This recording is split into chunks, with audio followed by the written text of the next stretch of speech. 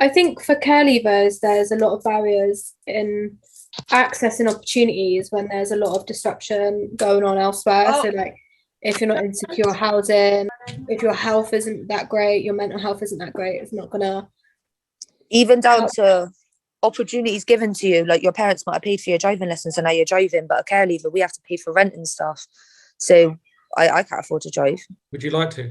I would love to drive, Tom, but because every pound that I earn, the government takes more money off of me, and then it's not physically possible for me to be able to insure a car, drive a car, and pay my rent and do everything else. Because the more money I earn, they take off of me anyway through universal credit. What about you, Hannah? What barriers? Like the money and getting there, like to do your job, it's really that's all it basically is.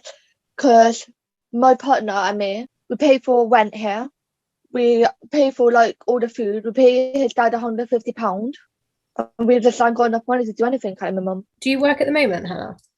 No, I'm trying to get a job because of my mental health and my health. I can't. It's just how I'm going to get there and back. So transport is a problem, is a barrier to people. Yeah. I want to get a job because I'm just bored staying at home 24/7. I think But work's good. Work's good for that. It keeps your mind active, gives you a purpose in life. Yeah. You can do it though. If you really want to do it, you can do it. Developing your career. Getting places and that. Yeah, on time and stuff. Like I struggle. It's like when I have to always rely on like a bus, when like the bus service can be so unreliable at times. But in general, do you think lack of money is a problem for you? Yeah, I kept getting in trouble like with the law and that. Like, you got to pay fines and your money just goes and goes and goes. Volunteering in Age UK, because of your criminal record, like they discriminate against it. I said it's all down to my mental health. That was it. Were they understanding when you said about it was because of your mental health or because of being a care leaver or anything? Were they understanding towards your situation or? It's just obviously, oh no, we can't have you here. Bye. I've actually seen my criminal record, and it's got because of mental health. Do you think volunteering has been like a good way to get into work? I've enjoyed it, but I think ever since I will say ever since I moved there, it's deteriorated. So where you're living affects your volunteering. They're meant to support you, like, and they don't.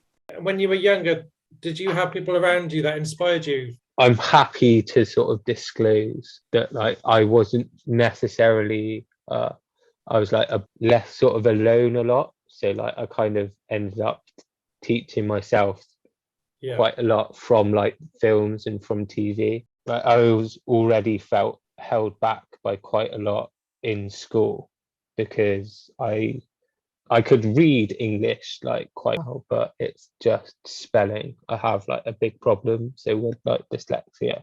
Just felt like I was a failure because I was just constantly failing all my exams. I wasn't going into the classes often enough because I wasn't sleeping well, like all these things. I think there has been a lot of work done to make it more accessible for people that are living in these types of situations, but I don't think enough has been done. A lot of people think as care leavers like didn't grow up at home, like we get branded as like thieves in that, like can we trust them? On top of that, it's like commitment, stability is hard for young people also. If you never had stability, once you do have it, you may try to do self-sabotage it yourself because everything's failed anyway. Yeah, trying to get into a routine is difficult as well because we struggle with stability and routine. Even uni places, yeah, you got to think they give you accommodation and that, but when like a term comes or whatever you call it, everyone's going home, isn't they? See their parents. And housing has a really big impact in loads of different ways. Like if you haven't got a safe and comfortable space where you feel you can relax, then there isn't time to do that. So getting up and going into the same cycle of going into work or accessing training is just not going to happen.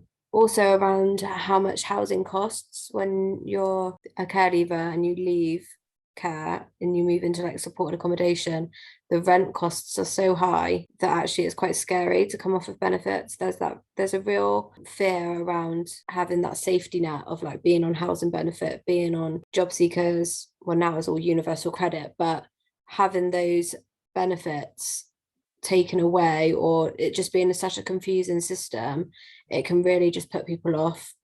it becomes a stage where it's like catch-22. You're making more money on benefits than what you actually are working. And I feel like there's even that expectation of people not to go into work. And then when they do find themselves into work, sometimes you have to leave that accommodation because you can't actually afford it. How are you better off on benefits being able to pay for this nice accommodation, yet you can't afford to live in it? So you've got to leave and then move. If anyone does employ a care leaver, then just know you'll have the most committed person. Because once we get our heads stuck into things, we're committed. Yeah.